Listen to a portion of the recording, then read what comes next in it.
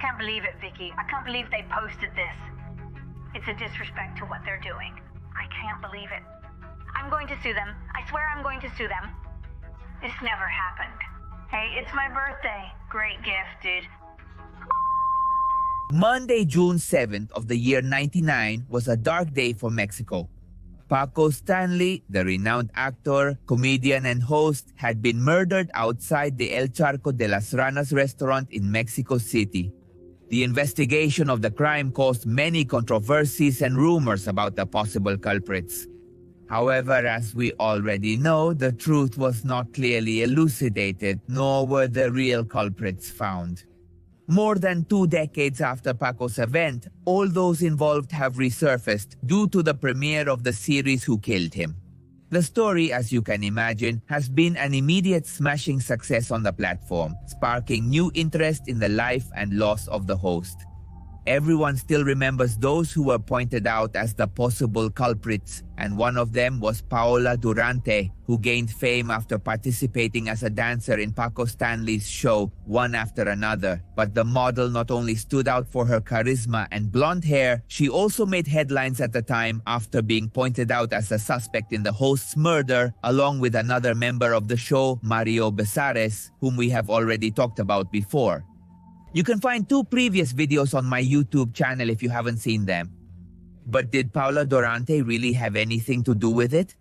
Why do they keep pointing at her when it seems she had nothing to do with it? Why was she imprisoned? What did she do to Paco? Well then, let's move forward to understand and know this side of the coin in Paco Stanley's case. Paola Durante was born on April 17th of the year 75. Although she spent almost all her life in Mexico, in reality her origin was in the city of Montevideo in Uruguay. However, she arrived in Mexico when she was a child. From a young age, her mother knew that Paola had a special interest in the artistic medium. She was fascinated by spending hours watching the soap operas of the moment and wishing to be like those women of the time. Her first approach to the arts was as a model and cheerleader for the Tigers baseball team. Her blonde hair and bright eyes attracted a lot of attention, but above all, her big smile that she always kept on her face. Everything seemed to be going well in Paola's life. Unfortunately, not everything was easy. At just 15 years old, she became the mother of a girl she named Stephanie. While this was a hard blow, it did not stop her. Contrarily, it inspired her to pursue jobs at TV stations and projects, advertising to cover the expenses of both. Her perseverance led her to the famous TV, Azteca, and after several castings, Paola managed to get the role of Dean in a promotional. In the series, Besares grumbled about his braces during casting and was killed. He asked him disparagingly if he would remove those irons. The dancer reacted angrily and insulted the driver before storming out of the room. In addition, her attitude pleased Paco, so she got the job and joined the program's cast of dancers. On the other hand, Paola Ariel's version was completely different. She said she left photos at the offices of TV Azteca, and a week later she was invited to participate in a commercial with Paco Stanley. Paola saw the host arrive with Mario, then they recorded the promotional and the host invited her to the show's casting. The young woman didn't have much faith. There were many tall and beautiful young women, so she thought they would choose someone else. Unexpectedly, however, when it was her turn, the driver informed her that she was hired because she had already done the commercial. Because many parents also live. It was a great job I dreamed of being with such a big star as Paco Stanley. And thank you, honestly, guys, you do amazing. Finally, the young woman joined the program team consecutively. Led by Paco, her charisma and wit made her a prominent figure in this space, winning the host's sympathy and becoming one of his favorites. But being the favorite was not all benefit. Paco was respectful to dancers but treated Paola differently. The driver had tried on several occasions to ask her out, to have a coffee. However, she did not want to mix work with private life, so she rejected her boss on several occasions. He was flirtatious, never missing a beat. Well, I do. He flirted with all of us. He flirted with me several times, with Shakira, with Talia. He would wink at any girl passing by. He was too flirtatious. The rejection made the driver stop conversing with him. His resentment from rejection led to more hostile behavior towards the hostess. In fact, in an interview for the program Behind Bars in 2013, she claimed that as a result of her denial, the announcer forbade her from having a boyfriend, even distancing her from the presenter's nephew because she was starting a romantic relationship with him. Gradually, the mistreatment had escalated, so Paola reported to the prosecutor's office the messages from Paco where he invited her out. The next day, the same thing, and the day after, I hide in the fire because I said no enough. I go out, he catches me and grabs me by the neck and says, I told you we were going to have tea and you're going to have tea with me. Even though it was like that, I didn't go to have tea with him. While the driver's attitude put her through a bad time, her days on the show were a great moment. Paola felt she was about to catapult to fame and become the star she had dreamed of since she was little. Unfortunately, as we already know what happened to Paco, it brought down her rise. All her efforts slipped through her hands from one moment to the next. Suddenly, the sleepy young woman had become the intellectual mind in the murder of the beloved presenter. But what happened that day? Why was the dean involved? On June 7th of the year 99, after the broadcast of what would be his last morning show, Paco went to have breakfast at the El Charco de las Ranas restaurant in the company of Mario, his colleague Jorge Gil, the driver Jorge Garza, Escandon, and his bodyguards. After a while, the group exited the restaurant and waited on the van for Besare to finish in the bathroom. At that moment and unexpectedly, they were attacked by armed individuals. The comedian received 4 bullet wounds and died instantly. A man also died at the scene from a stray bullet and 3 more people were seriously injured. At the same time the massacre was happening, Paola was in the company of her program colleagues and the wardrobe coordinator while they were shopping for clothes, although in many other videos they commented that she was at the frog pond. Likewise, the coordinator's phone rang at that moment. The dancers saw how she paled at what the person on the other end of the phone was saying. Once she hung up, the woman had a breakdown and ordered them to return to the channel's offices because Paco Stanley's life was lost. For Paola, this news was so shocking that she didn't even cry at the moment. She couldn't believe that the famous host had gone forever. So once they arrived at TV Azteca, she saw a huge picture of Stanley. At that moment, she realized what had happened and she was out of a job, causing unstoppable crying.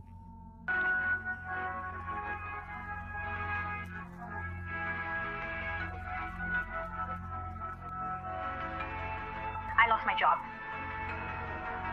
The boss died and I lost my opportunities to be on TV. Later, they showed up at the funeral to give the host their last goodbye. However, his son asked them to leave without allowing them to say goodbye. And when we entered, which took hours to get to the urn, the eldest son tells us, "You are just simple vicars. Sorry for what I'm about to say." Paco's farewell was painful for an entire country. We already know this. It had paralyzed the entertainment world. As all mourned his death, authorities initiated the investigation. Everyone kept asking themselves, who could have taken the life of such a beloved artist? It was hard to believe that he had enemies. Initially, it was thought to be an attempted kidnapping or a robbery gone wrong, but the case became complicated and the authorities concluded that organized crime could be involved, so Stanley's charismatic image was subjected to public scrutiny and everyone began to look critically at his closest colleagues. In addition to his teammate, Mario Besares Maguito, Paola Durante was also pointed out as a possible suspect in the crime. The loss of Stanley marked the beginning of a dark chapter in the model's life. She got involved in the investigation weeks after the events. The young woman couldn't understand why she was being involved in this event. She was taken to testify alone, facing questions about her relationship with Stanley and Maguito. She was accused of being Mario's lover and of conspiring with him against Paco. However, the young dancer had no lawyer to defend her from the authorities' attacks. She was also accused of having a relationship with a mobster and that Stanley had debts with the cartel, so she had helped her alleged lover to take revenge. Paola, in turn, was taken to jail by an alleged witness who identified her as responsible for this. And she remained behind bars for almost a year and a half, just like Mario Besares. Among them, Paola Durante, who was deceitfully implicated as a suspect in the crime and faced the most terrifying days of her life in the Santa Marta, Catitla prison. Unable to avoid the public scrutiny that had already labeled her as the culprit, Paola Durante was accused of qualified homicide, attempted homicide, and qualified injuries. For his part, Mario was pointed out as the responsible one of handing over his friend, motivated by alleged personal differences, while Paola was investigated for an alleged link with the Amezcua brothers, leaders of the Colima cartel. This theory was supported thanks to the statement of a cook who with weight during his stay in the jail who had worked for the Amezcua brothers. According to his statement, the witness had seen Paola talking with them in the South prison, and they told the dancer, "You have to seduce Mario Besares, so he puts in Paco." Paola stated that this cook was the sole declarant against her without any evidence, and that because of his false statements, she ended up behind bars. But finally, the model, who was then 24 years old, was accused of participating in the murder. Paco Stanley sentenced to jail, although the then Attorney General's office of the federal district charged the suspects with the crime of qualified homicide a year. Later, the landscape changed. It turned out that the cook named Valencia finally claimed he was threatened to testify against Besares and Durante. According to his new testimony, the prosecutor Castro had sent his secretary named Joaquin to force him to lie in his statements. If he did not obey, they would harm him and his family. So after this hypothesis fell apart, speculation continued about Stanley's ties to organized crime. Many believed that he was the one who actually had relationships with the drug traffickers. However, no evidence was found to help clarify the case that seemed to be at a standstill. Thus, after a strenuous investigation led by prosecutor Samuel Del Villar, the evidence against Mario and Paola was dismissed, so their immediate release was ordered. And so Mario Besares and Paola Durante were released and cleared of all charges for the crime of the driver. And as you can imagine, both jumped for joy while they were still behind bars. He knew it was from the sentence. He approaches the judge and says, "I'm going to act by way of law." Mario and I exchanged glances as my sister spoke. Yes. What? Am I free? When they said Mario is under, not because he is with doubt, I don't know what it was, but he is free. Well, I've already screamed, I've already said, We're leaving. His release was actually broadcast on television. An entire country was attentive to the judge's ruling. Many celebrated that justice had been done.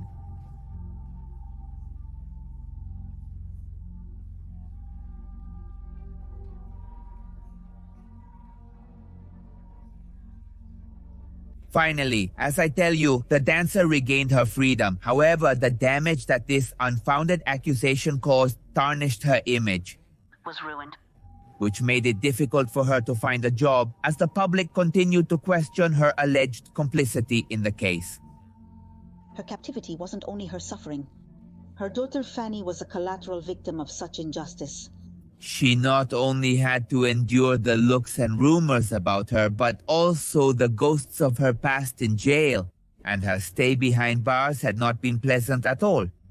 More than 20 years later, Paola finally revealed the most chilling stories she had to endure behind bars.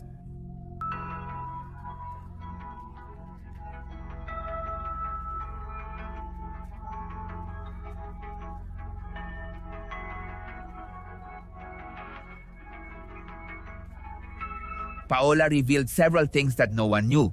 One of them was that during her stay in prison, the former EDECAN was protected by a woman who was known on the outside as the narco-satanic. The anecdote had been that Paola had come across a woman who was 1 meter 80 tall with long hair and yellowish eyes.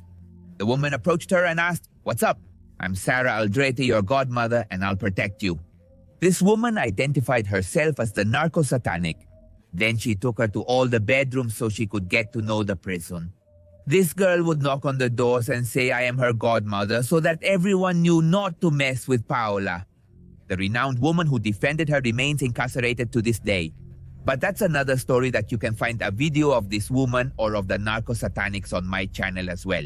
But anyway, going back, Although Paola had been intimidated and harassed by other inmates, the protection of this disturbing woman made her last days in prison more bearable. However, the most brutal story of all was about the time she ended up with a disfigured jaw, and she had to undergo maxillofacial surgery. The above was told by Maxine Woodside on her radio show Everything for the Woman, where she commented that this happened because they removed her braces with pliers. According to Maxine, Paola confessed to her that when she went to jail she had braces, which she had refused to remove during her work with Paco at his request to kiss, which is what I was telling you, not knowing that in jail it would be a very painful problem. Because after this traumatic event, she was known in prison for having a dislocated jaw and broken teeth due to unbearable pain, as she had to undergo emergency surgery. At the same time, the characterization of Paola by singer and actress Belinda has also caused a stir on social media, and everything that was narrated in the controversial episode 5, things like her stay in jail, the way she was beaten with a blanket, or the relationship she forged with several of the inmates, which in a way the series portrayed the jail as something warm and even the cell as cozy, with the inmates working on a mural as if they wanted to romanticize the fact of being in prison or being locked up. However, Paola stated that in contrast to what was shown in the series, the prison had been a much colder, lifeless, and quite threatening place. She recounted that upon her arrival, many inmates yelled things at her and even wouldn't let her pass. Not even with the help of the guards could she avoid the attacks. Thus, once she arrived at the prison, she saw all the inmates stuck to the grill and she said, "She's here, the blonde mamacita." And as you can imagine, Paola was scared to enter this place. So they assigned her guards, yet she couldn't avoid being touched, and someone whispering, "I killed, I cut throats, I'll detail how I did it." Macabre things like this. But Paola also revealed that each cell in the prison was shared by 5 people, and her case was no different. Her celebrity status didn't ease her life in prison. Upon her arrival, they declared her the floor boss of her cell. This did not mean that she was the boss of her cellmates. It meant that Paola was the one who was going to sleep on the floor. Unable to protest for fear of them doing something to her, she slept on a mattress with a rubber sheet and 5 screws, shivering from the cold of the floor, and having nothing else to cover herself with, and so her days as a prisoner went by. The traumatic days in jail are in the past for Paola, as I tell you, but the stigma of having been suspected of something she says she didn't commit still follows her like an indelible stain. They wanted to silence me, they wanted to sue me, they threatened me, they said all sorts of things to me. Now I no longer wish to remain silent. Yes, everyone says she just remembered now. No, what happened is that I blocked many things because they were very intense in my life. Paola now wants to unmask Jorge Gil and his relationship with the death of Paco Stanley, and it's through her YouTube channel she gave her first impressions about the series, Who Killed Him. Paola said that it was shocking because they address a stage of her life that she enjoyed a lot. This before Paco's life was taken away. However, she assured that the series overlooked many things and she was not willing to keep quiet, especially about Jorge Gil. She responded to a series of questions that viewers raised on social media after watching the episodes. One of the most repeated questions was, why did Jorge Gil affect her so much? I want to tell you about my relationship with Jorge Gil. I had no relationship with Jorge Gil because Paco Stanley wouldn't let us talk to anyone. According to her, Paco Stanley did not allow the showgirls to socialize with the rest of the production, so she practically did not exchange words with him. However, Jorge Gil's testimony was key for the then Attorney General's Office of the Federal District to link her with Mario Besares.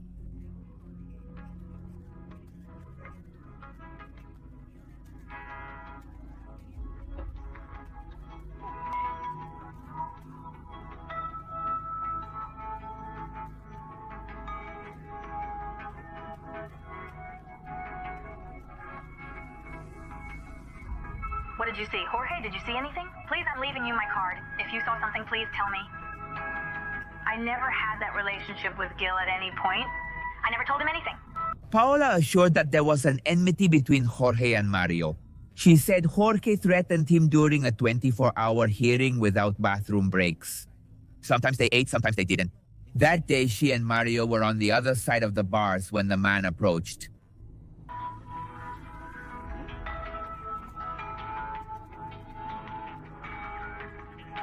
When she heard the threat, she screamed and told the judge what was happening.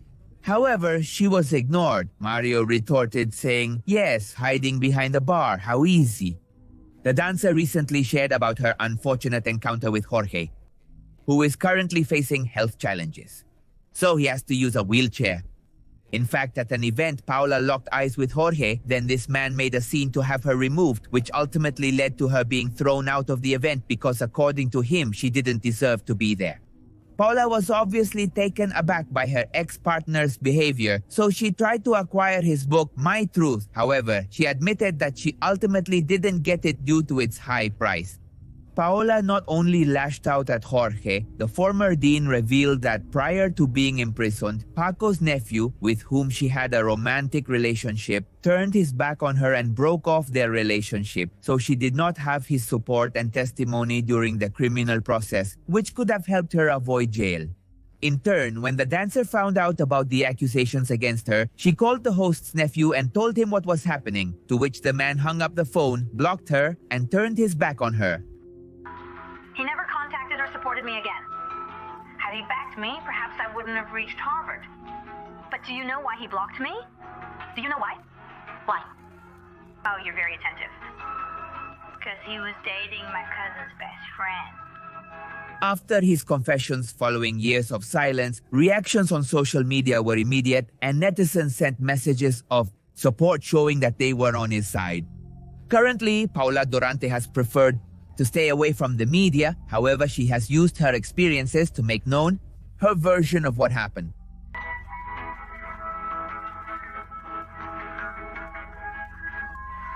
It was Belinda who was in charge of bringing Paola Durante to life. In the series about the murder of Paco Stanley named who killed him, however, the real Paola was not very satisfied with the result, adding the fact that she never agreed with the series being made. The model claimed that she did not like Belinda's performance, especially because she made a bad parody of her, pointing out that many of the characters' ways of speaking in the series do not resemble how she spoke in reality.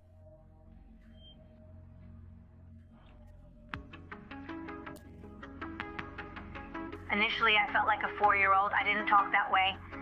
In her book, It's Not Rosy, Paola also described what her life was like behind bars. In addition, she plans to make a series about Paco's murder and the inconsistencies in the criminal process. According to the model and former assistant of the presenter, this material would be released through YouTube. The series would be named The Truth During the Silence.